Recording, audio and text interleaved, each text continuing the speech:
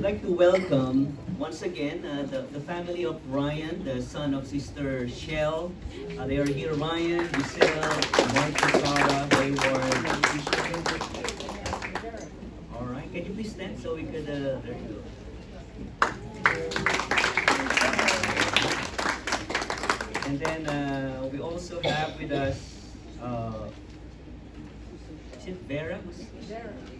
All right, Vera, okay, so the family.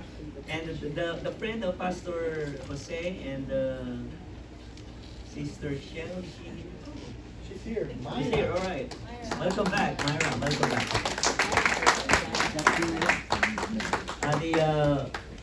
All right. The PowerPoint is called God's Divine Assurance. Did you see it? By the way, that's not my house in the Philippines, so.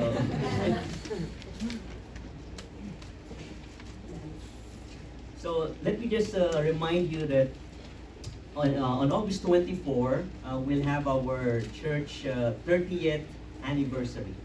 And so we thank the Lord for 30 years of His faithfulness and goodness in the life and ministry of International Church of Praise. And we will be celebrating that on August 24, not in this place, in a different venue at the Parish Hall in Lemon Grove. And so we encourage everyone to be there.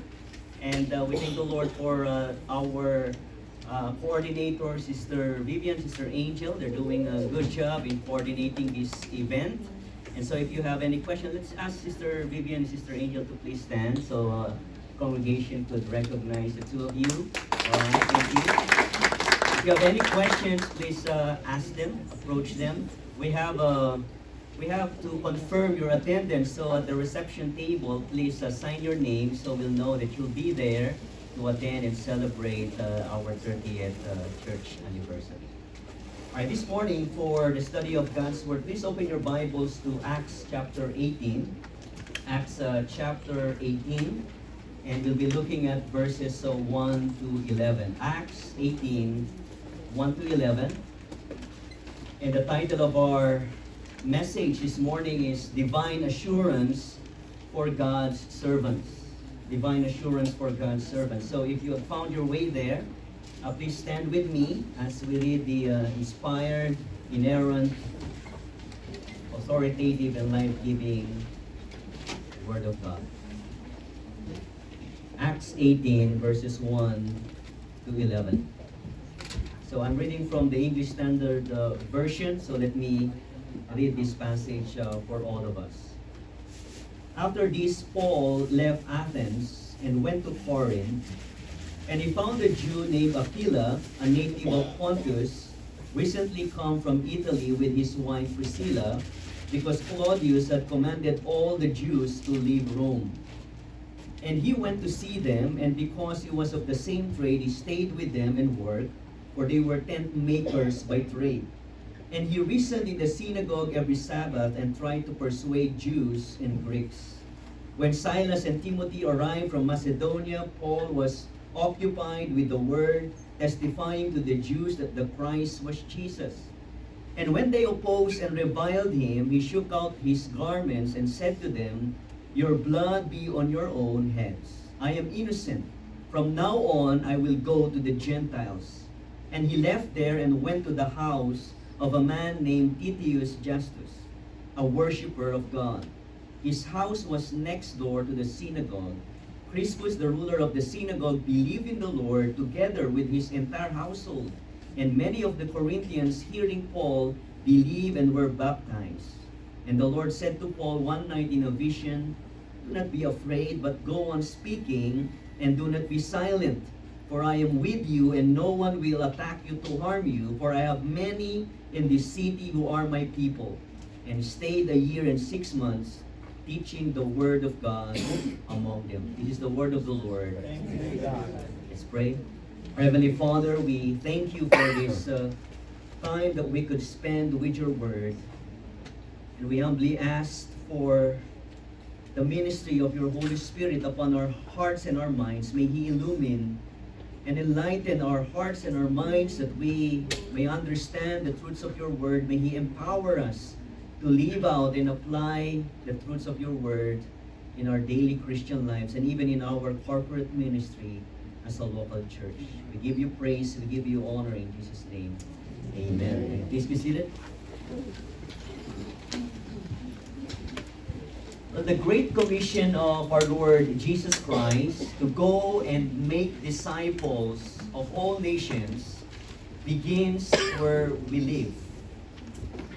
It begins where we live. Each one of us is commanded by the Lord to go, to reach out to proclaim the gospel to our own families, our own neighbors, our own friends, co-workers, classmates, and fellow San Diegans. We are to go and make disciples right where we live here in San Diego and across our nation, North America. And that's why we encourage you not only to pray for your unbelieving loved ones and friends, but to actively share the gospel to them when the Lord opens the opportunity. Now, the Great Commission also motivates our commitment to continue supporting and encouraging our local mission here in National City with Pastor Jose and Sister Sefe, leading our Spanish ministry as they faithfully proclaim the Word of God and declare the gospel of Jesus Christ here in our own city. The Great Commission of the Lord Jesus Christ also motivates our commitment to continue supporting and encouraging Brother Byron and Sister Amy Strawn as they serve as campus missionaries here in North America. But you see, there's one more aspect of Jesus' Great Commission that we must not neglect, and it is global missions. Remember that the command of our Lord Jesus Christ is to go and make disciples of all nations. Not only the nation of North America, but all nations across the globe. So it's a global mandate. And so International Church of Praise, this church, ICOP, is called and designed by the Lord Jesus Christ not only to be a church for North America, for San Diego, but a church for all the nations across the globe.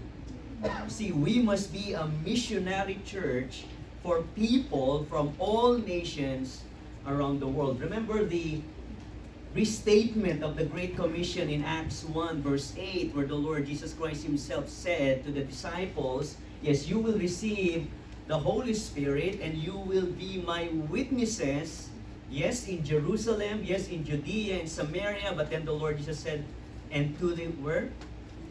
To the ends of the earth. To the ends of the earth. And so the Lord Jesus Christ called us, commissioned us to be witnesses for Him to the ends of the earth. And you may wonder, as a church, are we fulfilling that global missions mandate of the Lord Jesus? And by the grace of God, the answer is yes. But by the grace of God, we've been supporting 2 missionary couples who are serving outside North America. We're currently supporting Pastor James and Barbarita Lee, who are campus missionaries in, let me pronounce it right, Querétaro, Mexico. Right, Pastor? See? All right, Querétaro, Mexico. That's where Pastor James and his family are serving. We're also supporting Pastor Mar and Cecil Amog in their church planting ministry in Bicol, Philippines. Pastor Mar is pastoring a local church there. But it's been the prayer of our own hearts as a church, not only to support missionaries, but to send our own missionaries. And by the grace of God, the Lord has brought to our church family Pastor Jerry and Sister Gloria Madara. And the Lord has called them to continue serving the Lord in the Philippines, in Baguio, Philippines, as missionaries with Asia Pacific Theological Seminary. And I know it's going to be a bittersweet emotion for all of us, a bittersweet moment for each one of us because we have been so close to them. They've become so dear to our hearts. But then as they obey God's calling upon their lives, we will pray for them this morning, and we will entrust them to the sovereign, loving, and caring hands of our Almighty God. And later on, you will hear more about their ministry in the Philippines, as we call Pastor Jerry, Sister Glo, to share a little bit of what the Lord has called them to do. And so in order to encourage Pastor Jerry and Sister Gloria in their new assignment, in order to encourage our entire church as we send them off, and even in order to encourage Brother Cliff and Sister Christine and their family, Brother Albay, Sister Techi and their family as they move on to their new assignment, because they're both military families, I'd like to speak about the subject, divine assurance for God's servants. Divine assurance for God's servants. And we'll derive these divine assurances from Acts 18, 1 to 11, the passage that we read a while ago. Because in this passage, we will see how God Himself encouraged His servant, the Apostle Paul. And during this time, Paul was already engaged in his second missionary journey and had been through a lot of trials and afflictions as a missionary, as a servant of God. But yet, as we will learn in our passage this morning, the Lord assures and empowers His servants so that we can have the necessary courage and strength to fulfill our gospel mission. And so that's the main truth of our message this morning. Let's read this together. The main truth of our message this morning. Begin. The Lord assures and empowers His servants so that we can have the necessary courage and strength to fulfill our gospel mission. So as we reflect on this second missionary of Paul, in particular his missionary work in the city of Corinth, we will consider two divine assurances that God gives us so we could courageously fulfill our mission. Here's the first assurance. In seasons of transition, the Lord provides precious friends and lifetime ministry partners. So in seasons of transition, the Lord provides dear friends and lifetime ministry partners. So in the first 4 verses of Acts 18, we read how Paul begins his gospel mission in the city of Corinth. Let me read the account once again to you. After this, Paul left Athens and went to Corinth, and he found a Jew named Aquila, a native of Pontus, recently come from Italy, with his wife Priscilla, because Claudius had commanded all the Jews to leave Rome. And he went to see them, and because he was of the same trade, he stayed with them and worked, for they were tent makers by trade. And he reasoned in the synagogue every Sabbath and tried to persuade Jews and Greeks. Now certainly the Lord knows, He perfectly knows how to encourage His servants just at the right time. Because at this point, Paul just finished his ministry in the city of Athens, where he boldly declared the gospel of Christ, where he brilliantly defended the Christian faith. So after that, he transitioned to his next ministry in the city of Corinth. And by the time Paul reached the city of Corinth, he was by himself, with no companion at all. In fact, he was a stranger in the city of Corinth, not knowing anyone. And physically, Paul may not have fully recovered from the severe beatings and floggings that he suffered when he was imprisoned in the city of Philippi. We see that in Acts chapter 16. And we must also Remember that Paul at this time had already run out of money. He had no funds to sustain and to support himself and his gospel ministry. So talk about rough and distressing moments, Paul had a lot of those. And amid these discouraging circumstances weighing on Paul, what did God do?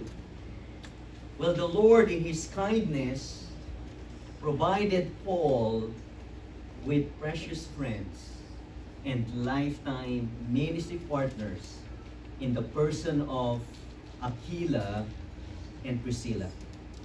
And then in verse 2, that's why we are then introduced to this married couple who became very dear to the heart of the Apostle Paul. Aquila and Priscilla were a Jewish couple who got expelled from Italy due to a decree issued by the Roman Emperor then, Claudius. And so God providentially used that decree of an unbelieving emperor to relocate Aquila and Priscilla so that they would meet the Apostle Paul just when Paul needed them the most.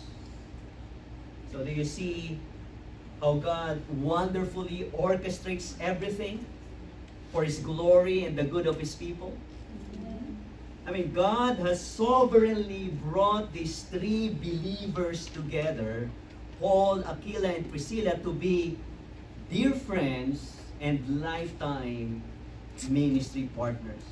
See, one of the amazing facts about Aquila and Priscilla is that they have the same trade, the same kind of job that Paul does. They are all tent makers.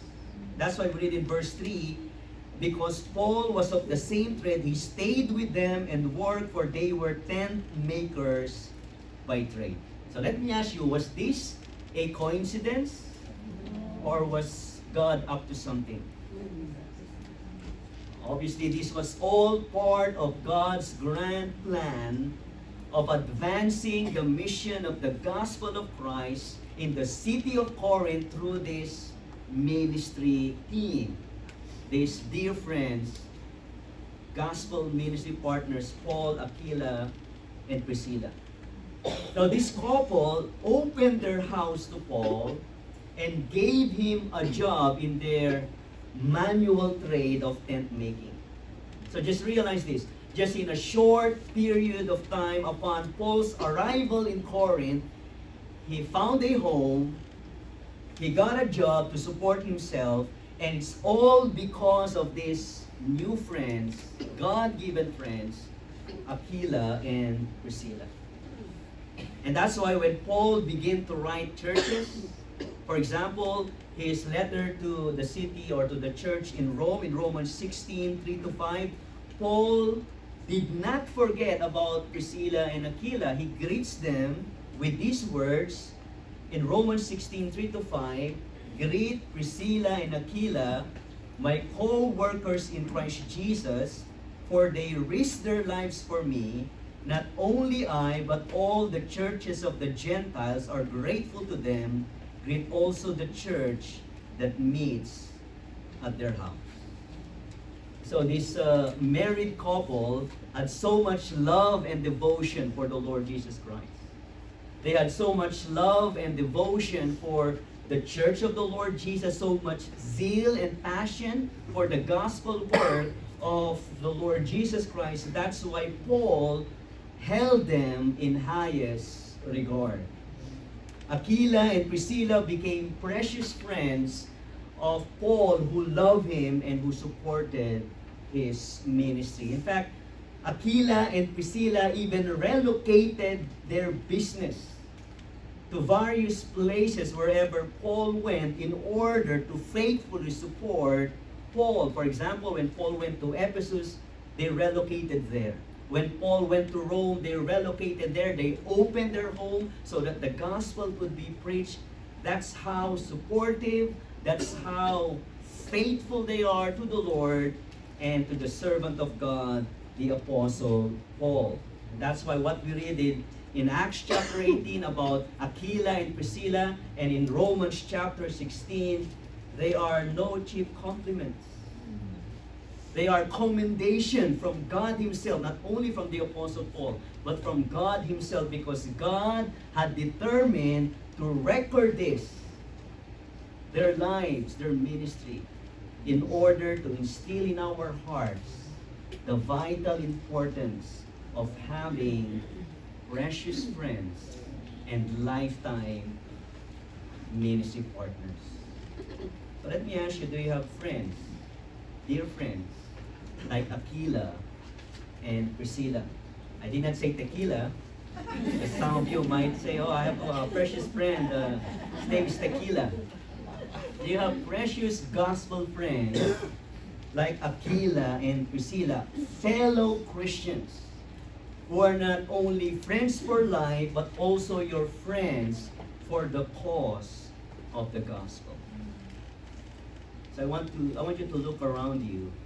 And later on, as we fellowship together, I want you to realize that these believers in Christ are your precious friends and lifetime ministry partners. Have you ever realized that?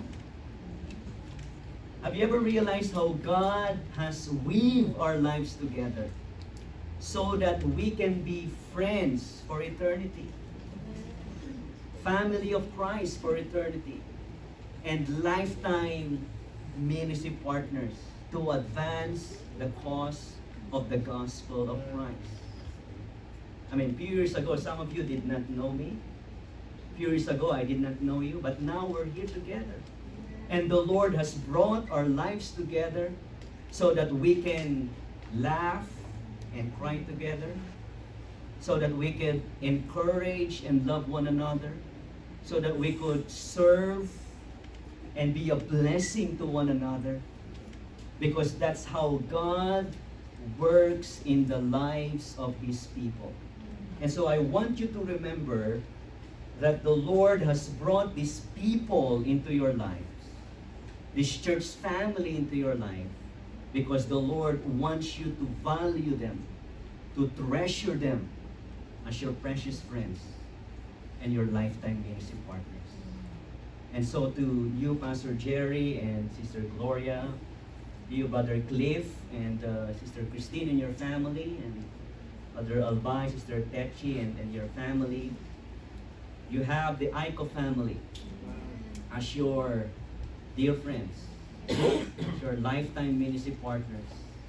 And though it's bittersweet for us to see you go, but then we will hold you dear in our hearts because the Lord has brought you into our lives. We are here. We're committed to pray for you, to support you, and journey with you as you faithfully fulfill God's calling upon your life. So that's the first divine assurance for all of us. In seasons of transition, God provides precious friends and lifetime ministry partners. Secondly, in the face of opposition and discouragement, the Lord proves Himself to be our faithful God. In the face of opposition and discouragement, the Lord proves Himself to be our faithful God. You see, whenever God's people actively engage in the work of spreading the gospel, what do you think will happen? I mean, our arch enemy, Satan himself, doesn't like that. So, God's people, all of us, will certainly face opposition and resistance. And this is what we read in verses 5 and 6. Look with me in that portion of Acts 18. When Silas and Timothy arrived from Macedonia, Paul was occupied with the word, testifying to the Jews that the Christ was Jesus. And when they opposed and reviled him, he shook out his garments and said to them, "Your blood be on your heads. I am innocent. From now on, I will go to the Gentiles." See the word opposed there in verse 6? It speaks of a strong, organized resistance. So literally, it means that these unbelieving Jews organized themselves to wage a battle against God's servant Paul. They united themselves to resist and assault Paul and forbid him from preaching that Jesus is indeed the Savior and the Messiah. And the verse also says that they reviled him. That means that these hostile Jews spoke abusively of Paul. In fact, they mocked, they blasphemed the name of the Lord Jesus Christ, whom Paul was proclaiming. And so they kicked Paul out of the synagogue, and they came to a deliberate and final decision that Jesus was not their Messiah. They deliberately and willfully rejected the Lord Jesus. So what was the response of Paul? In verse 6, it tells us that Paul shook out his garments and said to them, "Your blood be on your own heads. I am innocent. From now on I will go to the Gentiles." Now, this is one of the most dramatic scenes in the life and the ministry of Paul, because here Paul responds with a symbolic act of protest. What did he do? He shook out his garments. That's a symbolic gesture of protest. Remember our Lord Jesus in Luke 9 verse 5, he had instructed his own disciples to shake the dust off their feet when their listeners rejected the message of the gospel.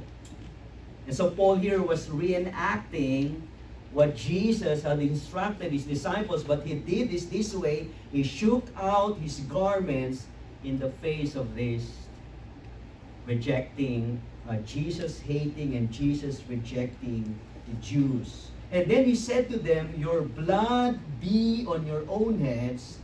I am innocent. From now on I will go to the Gentiles." Now that is a prophetic admonition,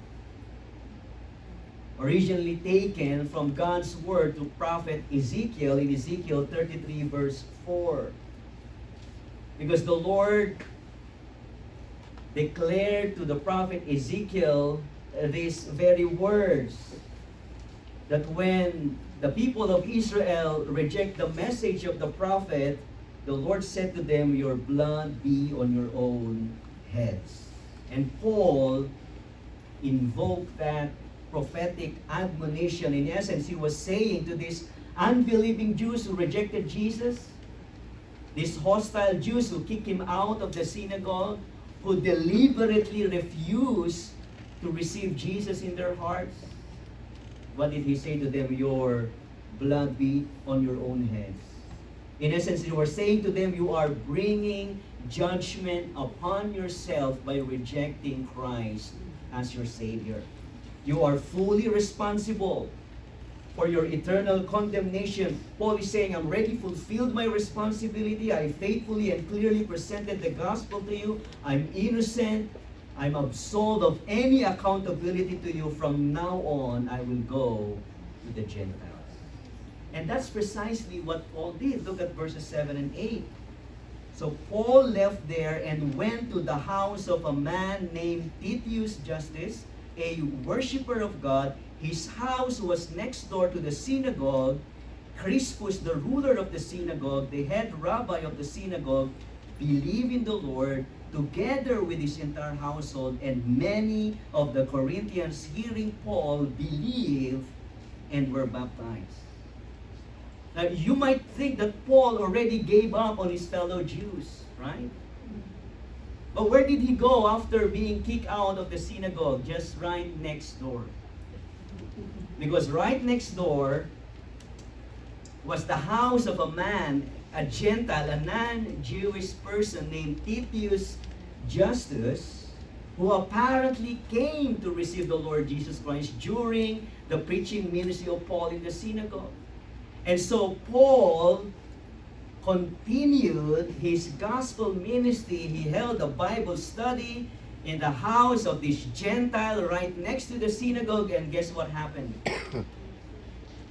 See, this is how God amazingly works. You know who God saved this time?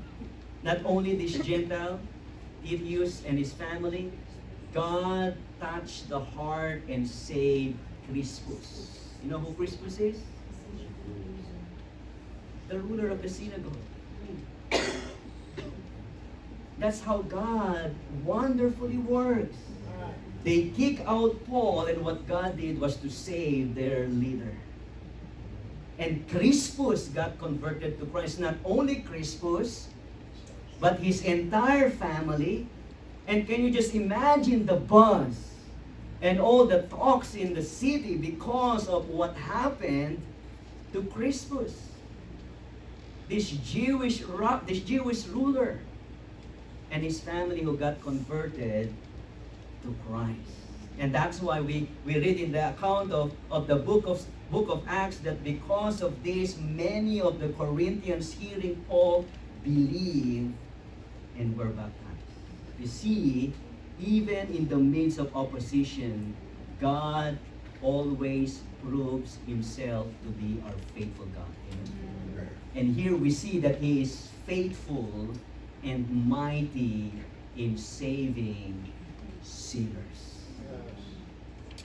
And in fact, if you will read 1 Corinthians 6, 9, 11, there Paul lists former fornicators, idolaters, adulterers, homosexuals, thieves, covetous, drunkards, revilers, and swindlers. All of them, all of these people who heard the gospel, they were saved, they were justified in the name of the Lord Jesus Christ. And from this group of people that God has saved, the Lord has established a church. In the city of Corinth. That's why the church of Corinth was founded and established through the faithful ministry of the Apostle Paul in that city. See, our God is a faithful and mighty Savior, isn't he? See, our God is unstoppable. No one can stop God. No one can hinder God from saving his people. Because if God has saved these idolatrous Gentiles, even these Jesus-hating Jews in the city of Corinth, don't you think that God would cease to be faithful and mighty in saving your unbelieving loved ones and friends that you're praying for? So beloved, this is an encouragement to all of us. Keep on praying for them. Keep on pleading before God that the Lord might save them. Keep on trusting the Lord because our God is our faithful and almighty Savior. And God is not only faithful in saving sinners, He's also faithful in strengthening His servants. Because you see, despite such remarkable fruitfulness in Paul's ministry, in the city of Corinth, Paul's confidence seems to weaken and fade away as we come to verses 9 and 10. Because as we see there, it seems like Paul is now contemplating to quit and leave the city of Corinth. Paul's discouragement might have been so great that the Lord Jesus himself gave him a message of encouragement through a vision. Look at verses 9 and 10. And the Lord said to Paul one night in a vision, "Do not be afraid, but go on speaking, and do not be silent, for I am with you, and no one will attack you to harm you, for I have many in this city who are my people." It's very beautiful, isn't it? Because here we see how God dearly values all of His servants who are faithful in obeying the gospel call of the Lord Jesus Christ. Our Lord Jesus Himself strengthens the heart and soul of Paul with His message of assurance. Jesus our Lord Himself ministers to him through a vision bearing words of reassurance and great comfort. And we must pay careful attention to what Jesus said to Paul, because Jesus' message to Paul is also our Lord's message of assurance and encouragement to us. That when you're tempted to give up in serving the Lord, when you sense the assault and the opposition of the evil one, when you are overwhelmed by the resistance of your unbelieving loved ones and friends, when you feel that you cannot press on doing the will of God, listen to God's encouragement to Paul and to each one of us. Here we see first that the Lord strengthens us with the assurance of His presence. The next slide, please. The assurance of His presence. Again, listen to the Lord's message to Paul in verse 9. Do not be afraid, but go on speaking, and do not be silent, for I am with you. For I am with you. The Lord Jesus essentially said to Paul, stop being afraid. Stop being discouraged. Stay on course, Paul. Stay on mission. Keep on speaking. Press on proclaiming the gospel. Keep on serving me, because, here's my promise, I am with you. That's the promise of God's abiding presence, isn't it? I mean, isn't that the exact promise of the Lord Jesus Christ in Matthew 28 verse 20, that while we go and make disciples of all nations, the promise of the Lord Jesus Christ is this: behold, I am with you to the end of the age. See, the Lord perfectly knows the moments when you are discouraged. Do you believe that? Yes. Our Lord truly understands how you feel when you suffer from a fainting and fearful heart. And the Lord Jesus understands to the point that He is intimately aware, and He is willingly involved in ministering to your discouraged heart. And so right at that very moment, listen to the promise of the Lord Jesus Christ to you. I am with you in whatever circumstances you find yourself in. The Lord Jesus says, I am with you. I'm here to strengthen you. I will uphold you, empower you with my righteous right hand. You see, everything within you, everything in you, even in your life, changes when you embrace the promise of Jesus' abiding presence. Because Jesus is always with you, you can press on. Because Jesus is always with you, you can persevere in the faith. Because Jesus is always with you, you can be strong in the Lord and continue to be faithful in serving Him and obeying His call. That's the promise of Jesus' presence. And we also see here the promise or the assurance of Jesus' preservation.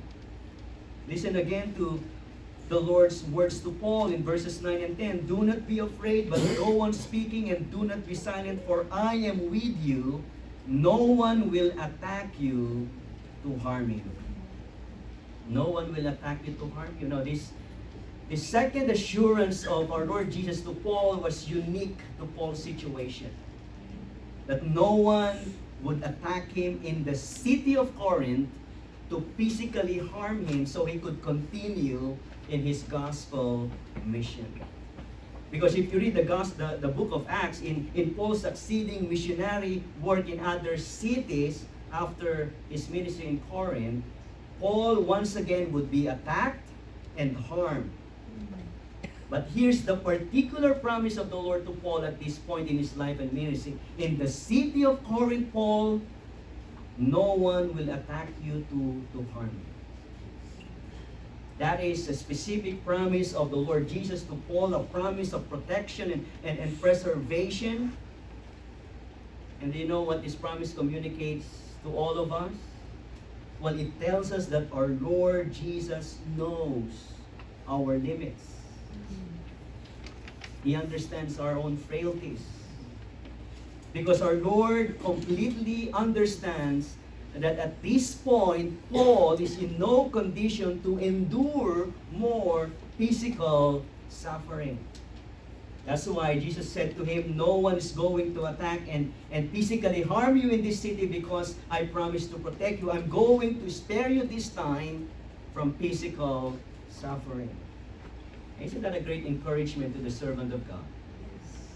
Remember that Paul had already been through a lot. He needs to hear this encouragement when he was at his weakest point. Psalm 103 verse 14 says, "For the Lord knows our frame, and He remembers that we are dust." So the Lord Jesus knows your limits. He knows your weaknesses and your frailties. He knows when you have had enough. And be assured and know and trust that even though you're going through a difficult circumstance in your life, remember that the Lord is preserving you, and He is not going to let you be pressed beyond your ability to endure. Isn't that the promise of the Lord in 1 Corinthians chapter 10 verse 13? Listen to this. God's word says, God is faithful, and He will not let you be tempted. He will not let you be tried beyond your own ability. What a wonderful promise, isn't it?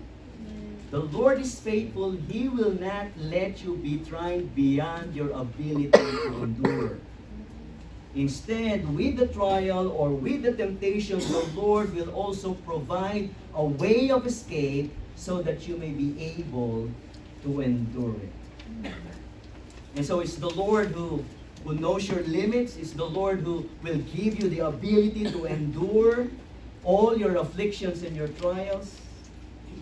And this wonderful assurance of Jesus' preservation is also a reminder to all of us that all of us are invincible in the hands of our almighty, sovereign, and faithful God.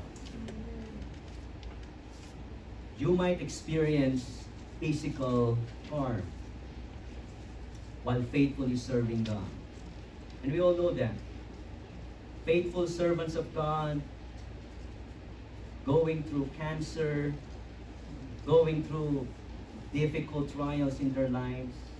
So there might be physical afflictions that you would experience. But here's the certain promise of the Lord to all of us. No eternal harm could befall us because it is our sovereign Savior who holds us in His faithful and sovereign hands. See, this must give us courage and boldness to keep serving the Lord, to press on sharing the gospel to others, because we have a God who is our preserving Savior. Psalm 118 verse 6 says, "The Lord is on my side. I will not be afraid. What can man do to me?" Now listen to 1 John 5:18. It says that since our Lord Jesus protects us, the evil one cannot harm us. The evil one cannot harm us. So we have the promise, the assurance of Jesus' abiding presence. We have the promise and assurance of Jesus' preservation. And then finally, we have the promise and assurance of Jesus' purpose. Listen again to verses 9 and 10. "Do not be afraid, but go on speaking and do not be silent, for I am with you.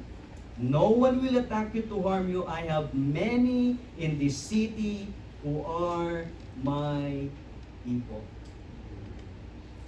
I mean, that's the guarantee of the Lord Jesus to Paul that he would have a fruitful ministry.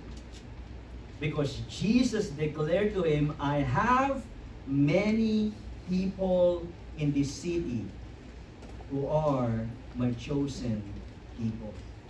Our Lord Jesus comes to Paul and encourages him with his purpose of saving many people in the city of Corinth. Listen again to Jesus' words. "Paul, there are many people in this city who are my people." They are Jesus' own possession. They belong to the Lord Jesus because He's given His life for them. And Jesus said, "They are my they are my chosen people. They are my purchased ones. I have died on the cross and rose from the grave for them." So our Lord Jesus guarantees that Paul's missionary labors in the city of Corinth will bear fruit. Because have you ever understood this biblical truth that it's God Himself who appoints people for eternal life? Now listen to Acts 13:48. Acts 13:48 says, and all who were appointed for eternal life believed the message of the gospel. So who believed the message of the gospel of Christ? All who were appointed for eternal life. So it's God who appoints people for eternal life. It's God who chooses people for salvation. It's God who opens the hearts of sinners to the message of the gospel, and it's God Himself who brings them to saving faith. God does all these things through the faithful proclamation of the gospel. Remember what Paul said in Romans 10 verse 17. Faith, that is saving faith, comes through what? Through the hearing, and hearing by the word of Christ. And so in essence, the Lord Jesus is saying to Paul, I have many people in this city whom I have appointed for eternal life, but they will not come to me, Paul, until they hear you preach my saving gospel to them. So therefore, go out there, proclaim the truths, and I will save them. And immediately after having received that message from the Lord, verse 11 says, Paul stayed for a year and 6 months in Corinth, teaching them the word of God. 1.5 years. Paul stayed there. And we'll encourage Pastor Jerry and Sister Gloria to stay in Baguio 1.5 years. So for 1.5 years, Paul faithfully proclaimed the gospel. And you know what happened? People believed. They came to faith in the Lord Jesus Christ. New believers were equipped, were taught, were discipled, grounded in the Word of God, and the church of the Lord continued to grow and flourish with the blessing and the favor of God. And that's why we have in our New Testament Paul's letter to the Corinthian church. It's all because of these assuring promises of the Lord Jesus to His servant Paul.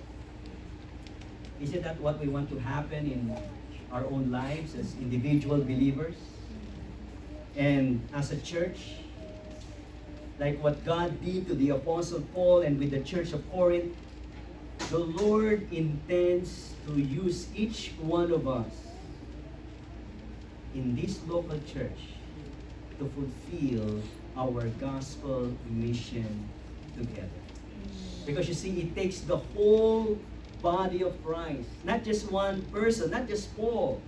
You see how God orchestrated everything. It's not just one person. It's not a one-man job. It takes the whole body of Christ, the whole church, both leaders and members and workers and pastors and missionaries.